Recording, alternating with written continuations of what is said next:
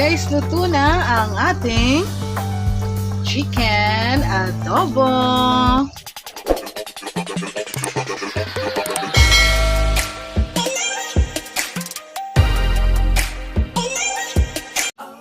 Alright, welcome back to my YouTube channel, Ate Girl TV. Ayan mga lalabs, kamusta kayo?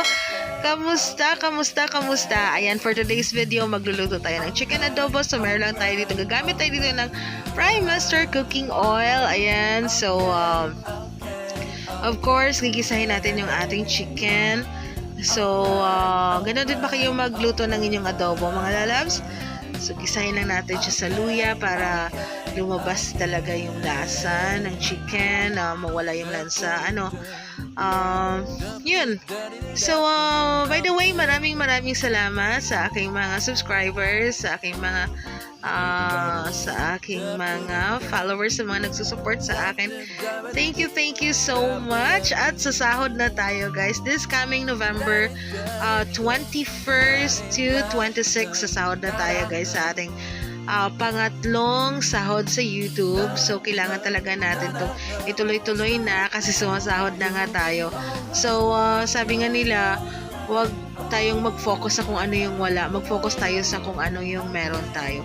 Yan. So, kahit pangit lang yung kawali natin, paulit-ulit yung mga gamit natin, nagluto tayo dito sa super kalan natin, but it's okay as long as yung kumikilos tayo, tuloy tayo sa ating mga pangarap, sa ating mga plans, mga dreams natin. Ayan, tuloy lang natin to, guys.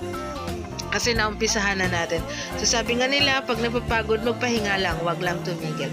Ayan, so bumili lang ako dito ng chicken, mga lalabs, worth 150 yan. So, sabi ko, ipakat na siya ng adobo cut, no? So, isahin lang natin to para sumarap talaga, no? Ang version ko pala ng adobo na to, guys, is medyo pinatuyo siya. Gusto kasi yung nagmamantika siya, eh. May mga times din naman na gusto ko ng sabaw-sabaw, pero today, for today's video, parang gusto ko yung parang nagmamantika na chicken adobo. Ayan. So, dito lang tayo sa bintana nag-video, guys. So, medyo malayo yung camera kasi parang natatakot ako baka malaglag yung phone ko. At the same time, baka alam mo, yung init ba sa So, yan, kawawa naman yung phone ko, no? So, kamusta kayo, mga lalab? So, speaking of, ayan, mga YouTube earnings, no?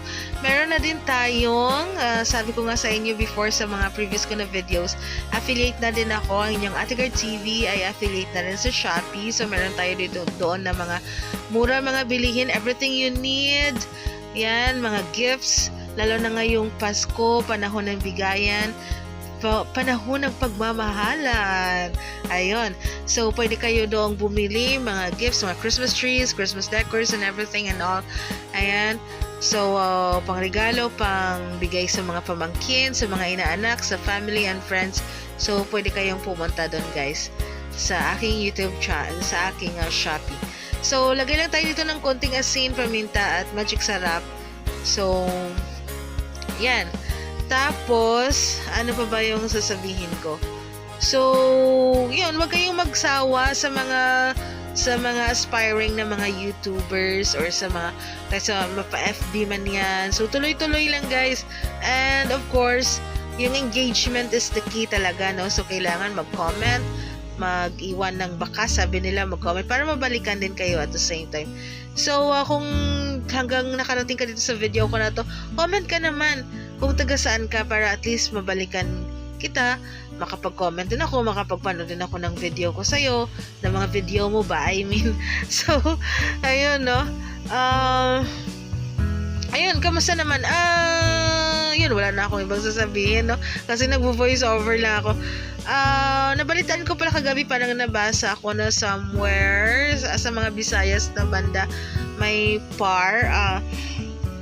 sorry, sa Philippine Area of Responsibility, parang papasok si Bagyong Tino. So, mag-ingat po tayo dyan, mga lalab, sa mga bandang Visayas. Ayan, so, always pray po tayo, and of course, mag-ingat talaga, maging handa, maging alerto, no?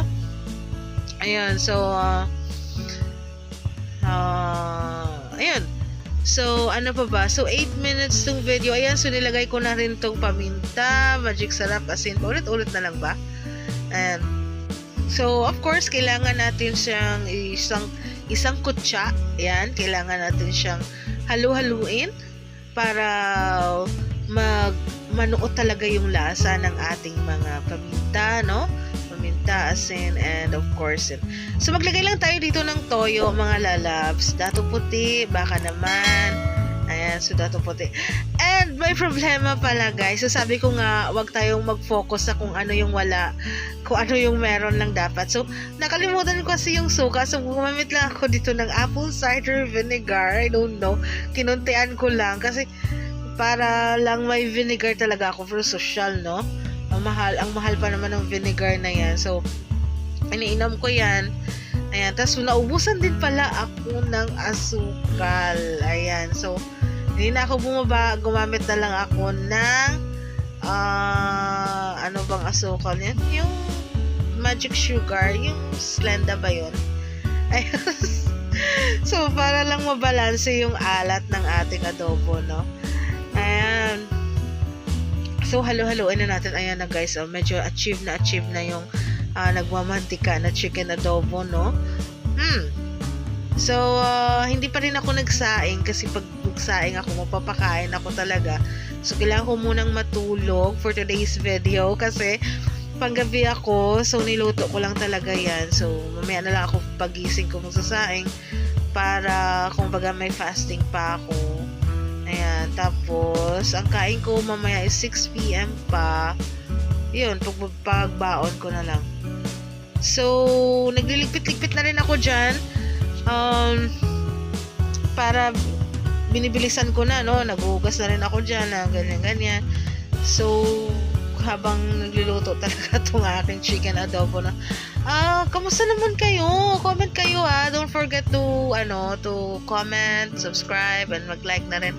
So, susubukan natin na magluto pa rin tayo pag may budget tayo, magluluto tayo ng mga murang ulam or mga Pinoy, mga foods, and all, lalo pa ngayong magpapasko, no? So, gusto ko nga sana gumawa ng vlog na parang pagkakashine yung 500 pesos sa Noche Buena.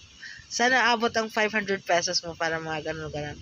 Pero let's see kung saan man. Depende kasi sa availability natin, mga lalabs. Kasi nga, nag-affiliate na rin tayo. Tapos may work pa. So, mga ganun.